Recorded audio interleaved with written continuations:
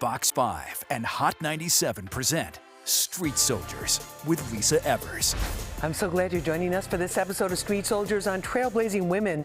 We're seeing more and more women reaching positions of leadership and activism that were once off limits because of sexism and racism.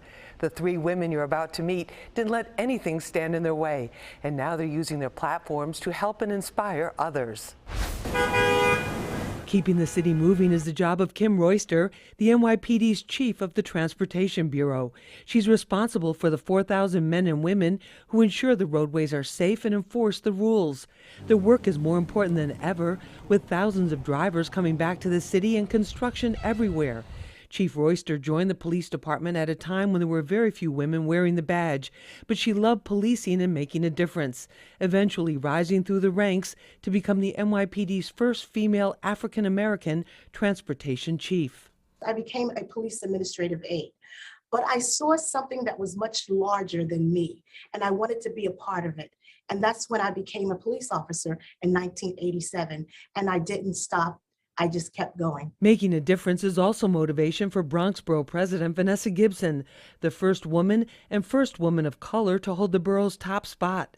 Less than a month into office, she had to lead the response and relief efforts in the Bronx fire tragedy that claimed 17 lives and left nearly 200 families homeless. Her master's degree in public administration and experience in other government roles prepared her for the unexpected challenge. I had to step up, I had to be active and visible and engaging, collaborating with my elected officials, with Mayor Adams, showing up at vigils and having responses and talking to the media. I mean, it's really been a challenging, painful time. Challenging times began for Nadine Abubakar when her son Nasan was diagnosed on the autism spectrum. She also learned that New Jersey has the highest rate of autism in the country, with 1 in every 32 children affected. Nadine felt isolated and could not find support in her Newark community, so she created it, a nonprofit group of programs called Nasan's Place, so no parents would ever have to go it alone. She's been the driving force for nearly 10 years, but the fight against misconceptions is far from over. Well, my son is 6'6". He's almost 6'7", 320 pounds. And he probably has a mental capacity of a 2 or 3-year-old. But when people see his size, they're intimidated and they're afraid, because sometimes he does have something that I call involuntary meltdowns, where he will even cringe and, people are afraid of that. They don't understand that these children's minds do not work the way that our minds work. We begin with NYPD's Chief Kim Royster, who now leads the department's Transportation Bureau. Chief Royster, great to have you with us. Thank you very much, Lisa. I'm delighted to be here. That's fantastic. First of all, congratulations on being appointed chief. And what changes has that made in terms of your daily responsibilities? Because it sounds like it's a lot. Well, I am now responsible, and I'm totally grateful to be able to lead the men and women in the Transportation Bureau. We're talking about over 4,000 men and women in the Transportation Bureau that's responsible for moving traffic and the safety of everybody that use our roadways. Well, take us back right now, because what made you want to get involved in law enforcement in the first place? Because you've been at this for a while. So Lisa, I just like to tell people that I'm a hybrid. I was born in New York, but raised in North Carolina. And when I came to New York in 1982, I saw the lights. I wanted to perform like I was doing, but something actually made me come to the NYPD. And when I say join the NYPD, it's because I became a police administrative aide. But I saw something that was much larger than me, and I wanted to be a part of it. And that's when I became a police officer in 1987, and I didn't stop. I just kept going. Now, you became a police officer in New York City at the height of the crack epidemic. There was a tremendous shortage of police officers. There was understaffing. There were not any of the crime strategies that have since come into play to try to drive crime down and make the city a safer place. What was it like being a woman in that era, wearing the uniform and the badge?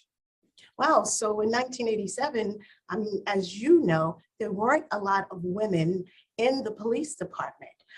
women at that time probably didn't look at the police department as a viable job, as something that they wanted to do. And when I came into the department, I was at the 13th precinct in Gramercy Park on patrol. And in my squad was, I think, maybe one other woman. So a lot of times it was a lot of men, but it was challenging at that time because, like you said, we have something that's similarly going on now with the proliferation of gun violence. You know, crime was at its height, but there was a role and a position that we had to play to serve the people of this great city. And we hunkered down and we did it.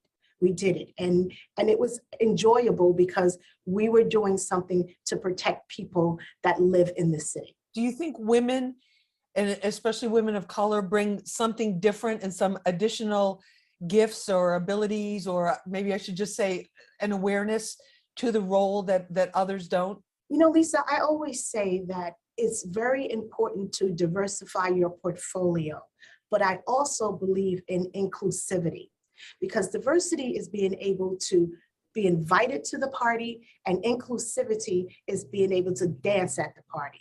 Now, I also like to say that it's always good to have diversity around the table. There are different ideas, different cultures. When I walk into my office and I have a meeting with my staff, the first thing I'll always say is that I'm not the smartest one in the room. There are some things that I don't know, and take me to school, because this is a team effort. So for African-American women that are looking for the police department as a career, I would say that this is an opportunity, especially now when we're looking to change the way we do things in the police department. And one of the ways of changing the way we do things is inviting more people to the table. So the inclusivity you talk about, and then also in this era where the NYPD says it's reimagining policing and reconfiguring the roles with you know, and connections with the community, that women are playing an important role in that. We are. Listen, women, we change the game. That's what we do. That's what I'm talking about, yes. We change the game. We color outside the lines. We get it done by nature. We are strategists, right? We have our children, we have our families, we know what we want in our budget.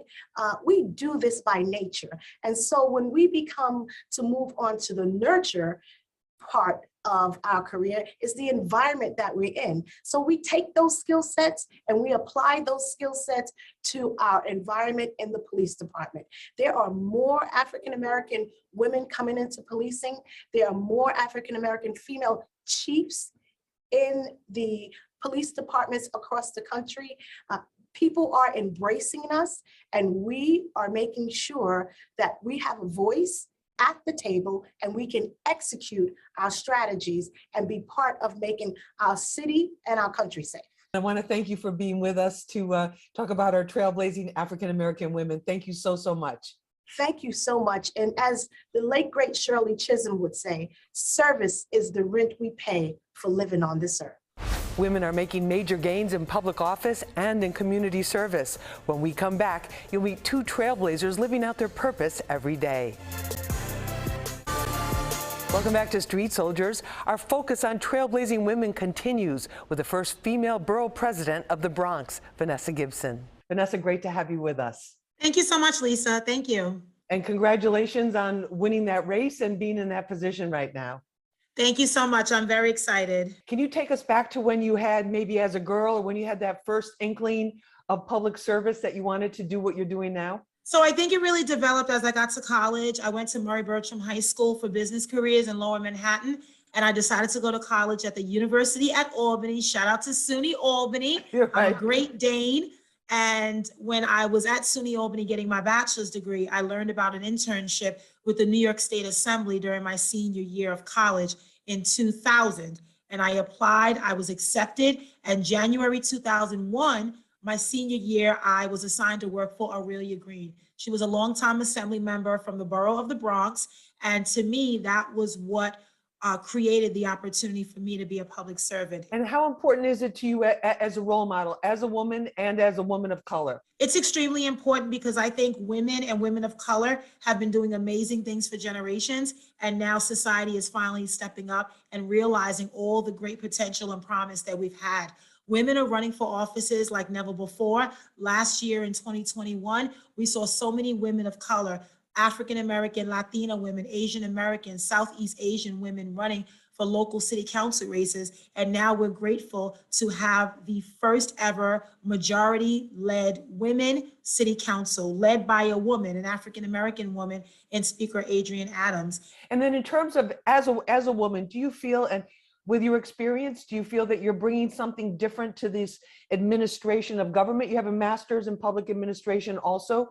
Is that bringing something, a different sensibility, a different insight, a different way of doing things? Tell us about that. Absolutely. I think women generally govern differently. Oftentimes it's a balance because we are the forefront of conversations. We are the breadwinner. We are the wives, the mothers. We are the trailblazers that hold it down for our families and our children. We love on our communities in a different way. And as a woman, it's important for me to focus on gender equity and pay parity and making sure that women get paid equally for equal work. We talk about the disparities we have in city workforce with Black and Latina and Asian American women not being paid their fair share. It also allows us an opportunity to talk about issues that affect women and children.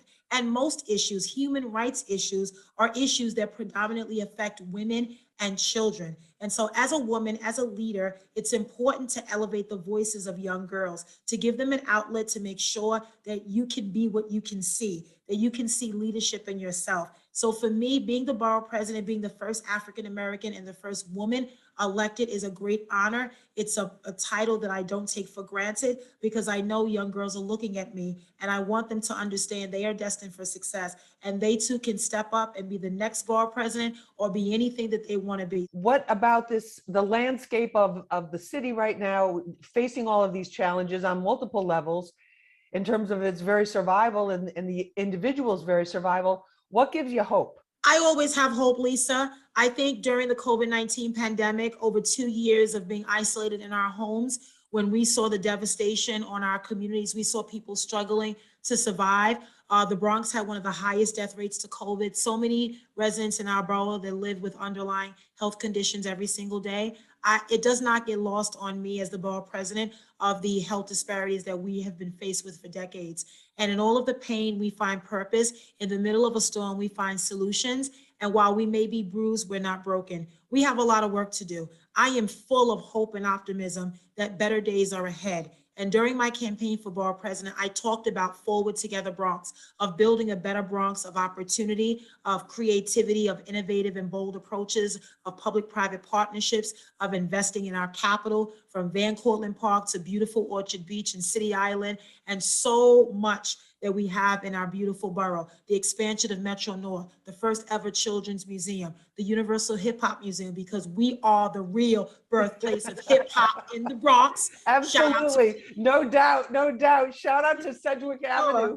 Exactly, Sedgwick Avenue, and just really making sure that we create jobs. We have to bring jobs back. We have to absolutely pathway to the middle class. We have to focus on real affordable housing, stop these evictions so people don't feel like their homes are in jeopardy. We have to build more ownership opportunities so that people feel good about where they live. And what advice do you have for young girls, especially young African-American girls, about playing a role in really changing society for the better and helping everyone? I say to all my young ladies out there, you are queens and you are princesses and you are destined for success. Never let anyone steal your shine. Hold your head up high and be proud of who you are. Your circumstance never determines your future. Your block should never block your blessing, but you are a child of God. You are talented, you are gifted, and you have so much to give back. I want you to dream. I want you to dream big and hope that you can be the next generation of leaders. Surround yourself with people who can help you. If you want to be an educator, a doctor, a lawyer, be the very best at it. Build a coalition. Start with internships. You don't have to get a paid job at first. Start with an internship at a medical office, at a hospital, at a nursing home. Get your foot in the door. I promise you, young ladies, that foot you get in the door will lead to so many opportunities that you may not have ever dreamed. Hold your head up high and be proud of who you are. And as your borough president, I want you to know that you can see yourself in me. I am you and you are me, and we are all in this together. Yes, we are. Thank you so much, Bronx Borough President Vanessa Gibson. Thank you so much for spending some time with us here on Street Soldiers, our tribute to African-American women trailblazers. We appreciate it. We appreciate you and all the work that you're doing. And thank you so much. We appreciate it. Thank you. History. Yes, making history every single day. Thank you so much. Every day. Coming up, a mom who turned her son's personal challenge into a network of community support. Welcome back. Newark mother Nadine Abubakar turned her son's challenge into a mission and is changing children's lives for the better. Nadine, thank you so much for joining us. Thank you so much for having me, Lisa. We really appreciate it. First of all, explain to us, what is Nassan's Place? Nassan's Place is a 501c3 nonprofit organization that's helping to enrich and make a difference in the lives of children and families affected by autism in and around underserved inner city communities. And it's also inspired by my own son on the autism spectrum. And then when you were going through, trying to raise your son, or you're still raising him, you found that there was a shortage of services, particularly in our inner city urban areas. Tell us about that, because there were very few services for young boys like your son. Yeah, 16 years ago when we got the diagnosis, it definitely changed my life. It was a life changer. And once I got over the initial shock and the reality of having a son diagnosed on the autism spectrum, I had to do my research, because I, like so many parents who get diagnosed, don't know what autism truly means. And once I delved in and found out what it was, what was needed, because my son was nonverbal. He had behaviors that were very challenging, something that I had never seen before. So I needed to find out what type of resources I had in my community. I live in the urban inner cities, Essex County, New Jersey. And back then they didn't have a lot of resources. One thing I will tell you, New Jersey currently has the highest rate of autism in our country. 1 in every 32 children in the state of New Jersey has some form of autism. And what I also learned, that the least amount of programs were in the urban inner cities. So as I continue to try to find programs and supports, I couldn't. And it took me about 3 years after his diagnosis to try to become a part of a solution to a problem that was happening in my community. In terms of moving forward, what is ahead for Nassan's Place? And also, what do you think our society in general needs to recognize? Because to me, the parents that are raising a child on the spectrum are, that's an amazing job to be a parent, number one, but also to have a special needs child is another incredible challenge. And you're dealing also with society's perceptions and that type of thing. What changes would you like to see in our society about this? The changes that I would like to see in our society is more education, more understanding, more empathy, more opportunities, more help. Grassroots organizations, and Nassan's Place is a grassroots organization. I literally started this organization in my dining room, my living room and my dining room, because I wanted to make a change. We want help. We want the same things that you want for your child. We want our children to have opportunities. We want our children to be able to play sports. We want our children to be able to have after school programs. It floored me, when I started researching and finding out, that there were no autistic swim safety programs in our community that were affordable to our children. I'm very pleased to say, due to our ask, as I might say, the city of East Orange was the first municipality in Essex County to offer an autistic swim safety program. The city of Newark followed right behind them. We're now getting things done in our community that weren't done before. And that's all parents want. We want support. We want understanding, because it is not easy. I'll tell everybody any day, it has been a journey that I never thought that I was going to be on, but it has taught me so much. And it's taught me that I can still live my life. It's important, Lisa, that parents know that we can still live. We just live differently. I had a parent recently who was going through a lot with her son, and she didn't have a lot of support. We were able to help her. We couldn't provide it, but we put her in the right direction. But I said, what do you want? What can I do for you?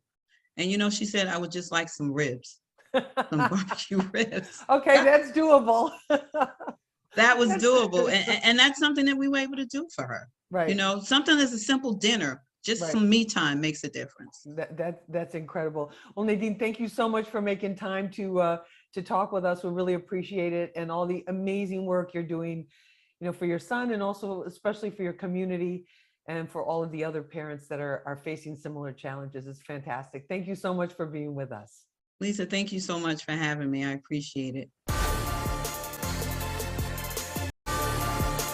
Thanks for joining us for this episode of Street Soldiers on Trailblazing Women. You can watch it again and share it on our Fox 5 NY YouTube page. Remember, use your mind, it's your best weapon. I'm Lisa Evers. Let's push for peace, love, and justice for all.